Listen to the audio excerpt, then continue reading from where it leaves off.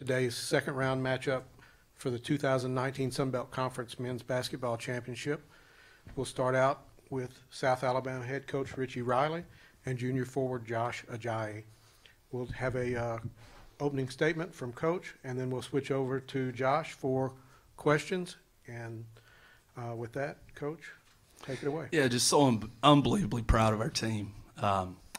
We went through a lot this year. We're playing 9 scholarship guys because we're sitting 4 transfers out, and we've had injuries, we've had ups and downs. We tried to learn how to win, man. And these kids have not blinked all year long, especially this one beside of me. The fight that they've shown is why we won today. It's how much we've grown. And for this game right here, our mentality was we didn't win Tuesday and come all the way down here to go home after one night. And our kids just fought, man. They did. They fought adversity throughout the game and just came together. I coach our guys really hard. They get mad at me. I told them in one of the huddles, I said, if anybody's in their feelings right now, man, they're not thinking about winning. Don't worry about what I'm saying. Just take it in and try to do what I'm telling you, and don't take it, don't get it from me. They know I love them so much, and that's why I coach them so hard. But just proud of our guys. Questions for Josh? Josh, the way things went on the three-point line, you guys were 39%, and you held them under 30. How big of a difference maker? Yeah, in the beginning of the half, we were kind of just trading baskets, and our coach came out and he told us, with a team like this, you can't, expect to trade baskets all game long, and when we have to go and figure it out on the defensive end. So the second half we came out, it was tied. Halftime we came out, and our focus was just to get stops on defense. And we have, like I said before, we have guys on our team on the court that can shoot, 3-4 guys that can shoot. It really spaces the floor and makes my job a lot easier.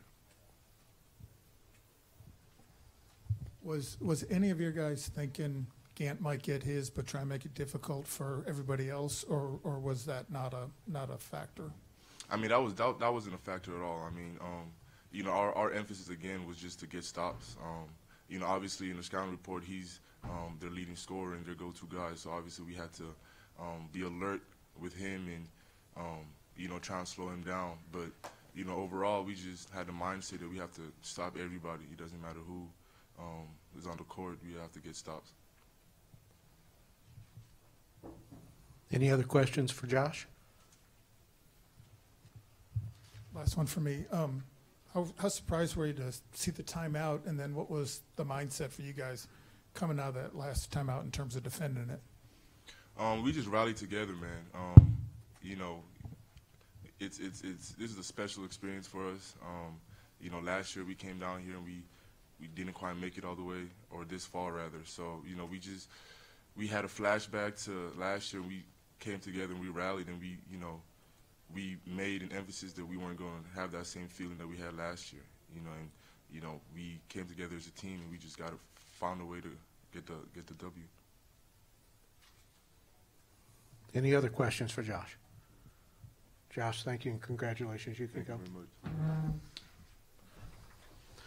Open up the floor now for questions for Coach. Same thing on when they called timeout. How surprised on that, and then what was the defensive mindset after that? Yeah, I thought they called a carry at first. I thought they called a carry. Kind of stepped over our kid, kind of took a big step and carried the ball over our kid's arm. So I thought they called a carry, and I was surprised at the timeout. But I think Coach Marlin, I think it's a feel thing. There's been games I've done the same thing. He went and it didn't look like they were going to get a clean one, so he called a timeout. I think it was a really smart move by him.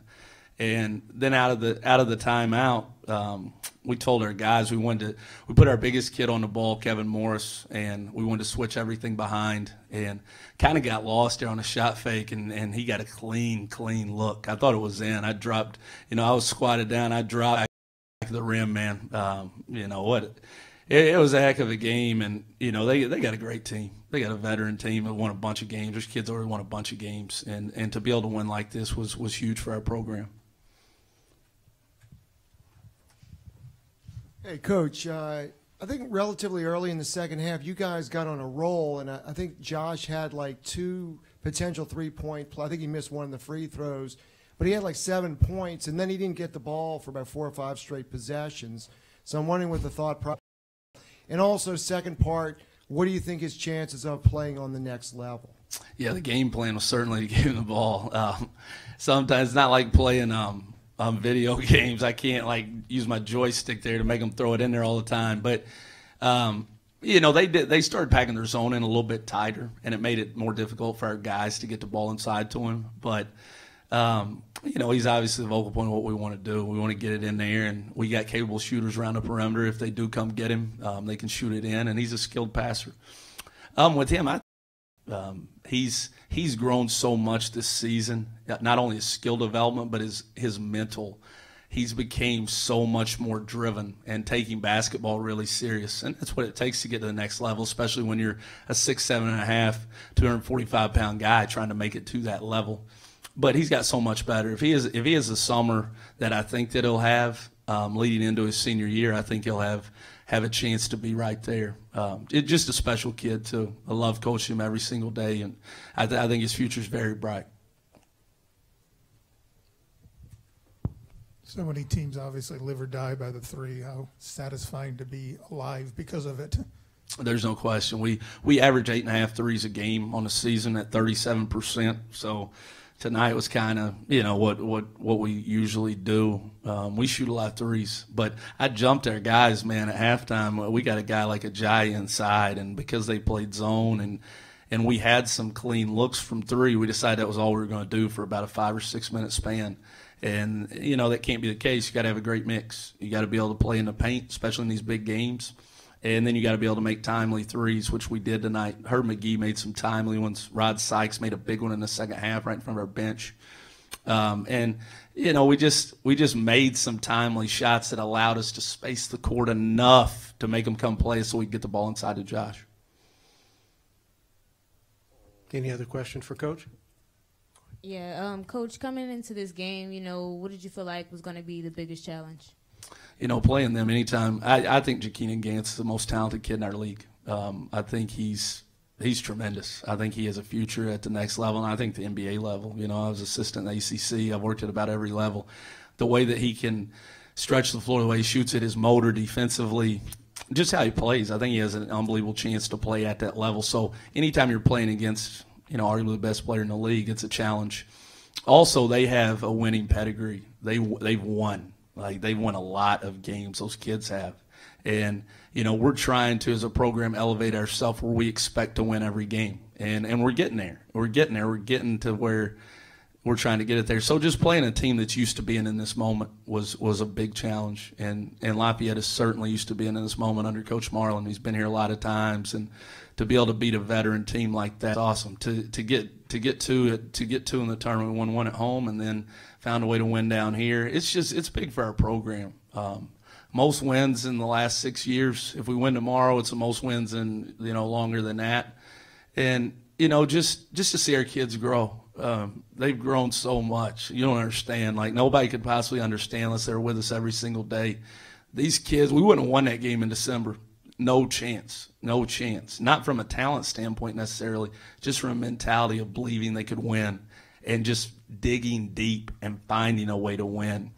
And they've grown. I give them all the credit in the world. We coach our guys really hard with a lot of passion and energy every single day. There's days that they despise me, I'm sure, a lot of days. But I think they're finally growing into understanding everything we do is to make them the best player that they can be and the best team that we can be. Yeah. Last question, Coach. Your thoughts on Texas?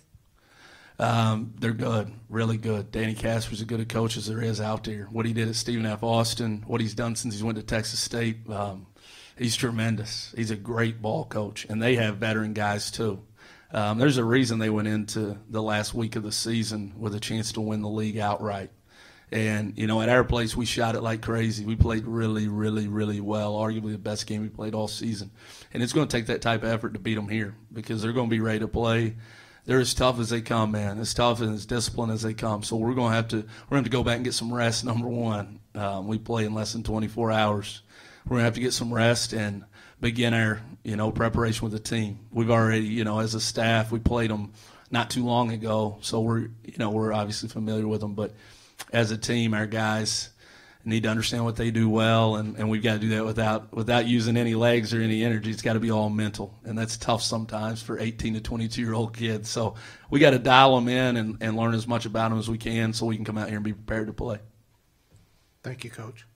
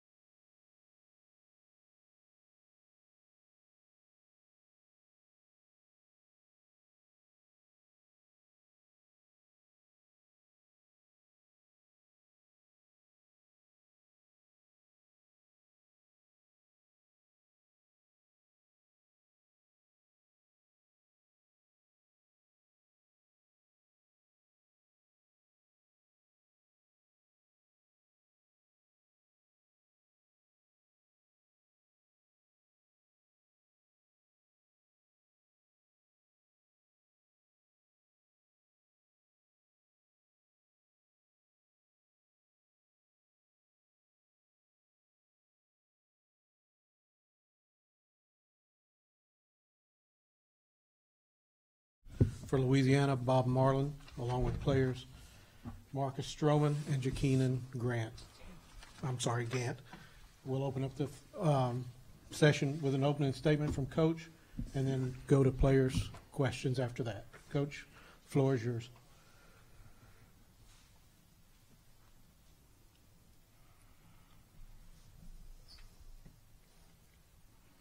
Felt like we had an opportunity at the end to win the game. It was there for the taking, and we missed a couple of shots from the field. The last couple of minutes, and they made a big shot, and you know they wound up winning the basketball game. I thought these two guys beside me were fantastic. Jakeenan played super, 26 and 12, 3 for 3 from 3. Did a great job. He's had a fantastic year. I think he's a player of the year in the league in my mind. I don't think there's any question, but evidently other people think different. And he was good, and also Marcus, I think, set a Sun Belt Conference record single game assist with 13, and that's on 6 of 22 from 3. So we make some more threes. He has 18 assists probably in this game. Jarikas gave us a punch off the bench, was really good for us, and then PJ and Justin and Cedric did not shoot the ball well, didn't give us what they've been giving us in the past, and it just wasn't enough. You know, they've got 2 all-conference players, some other guys that are good players, and they played well. And we'd beaten them 5 times in a row, and tonight was their night. We'll open up the floor for questions for the student athletes.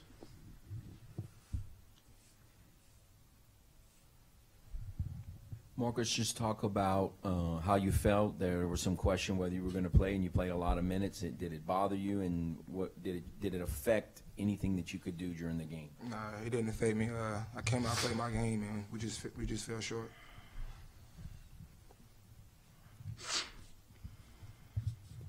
Marcus, at the end there, did you feel like you just didn't have an open lane before the timeout? And then after the timeout, when Cedric popped, did you feel like you had a good look? I mean, yeah. When I was driving, Coach called timeout. That was the right play to make. And Sid popped up. That's one of our best shooters. And I know the whole coaching staff and the players trust Sid taking that shot. Just fell a little short, like I said earlier.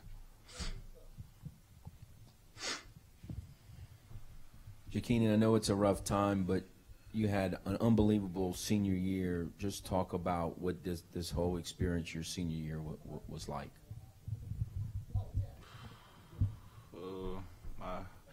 My journey has been great. I feel like I let it all out this year. Just giving it my all. Just trying to win.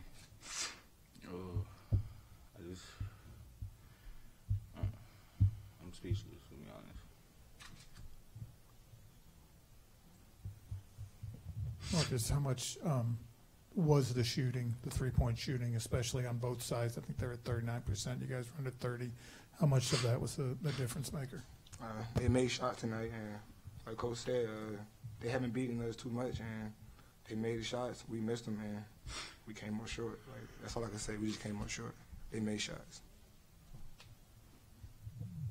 And Key, I know, like Kevin said, it's a tough time right now, but if you can wrap your head around it, how prepared now do you feel like for the next level after experience in the last couple of years on the floor? So how prepared am I? I mean, I feel like I'm prepared. I mean, I just got to I got a lot to work on. I'm not prepared. I got a lot to work on. I got a lot of stuff to work on this summer and just everything. Jakeenan, a slow, emotional walk off the court. What was kind of going through your mind as you shook hands? That free throw, both of them free throws. Any other questions for the student athletes? Gentlemen, thank you very much.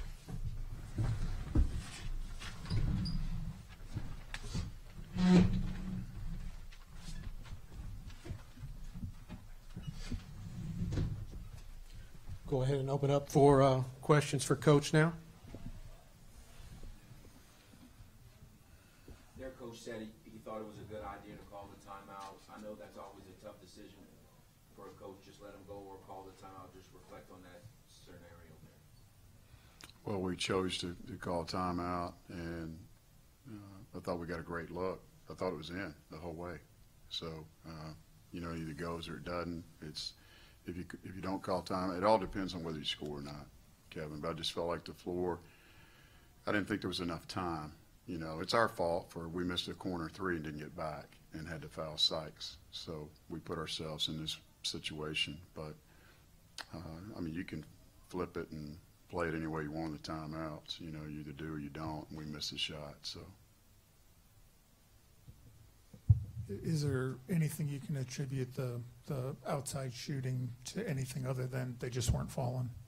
Well, the girls' game went in overtime. We didn't get on the court like we thought we would to practice before the game. And of course, you can't practice here during the day, so that didn't help either team, I don't think. But we've shot the ball well in the past, and today, you take Keenan out, and we're 3 for 19 from three.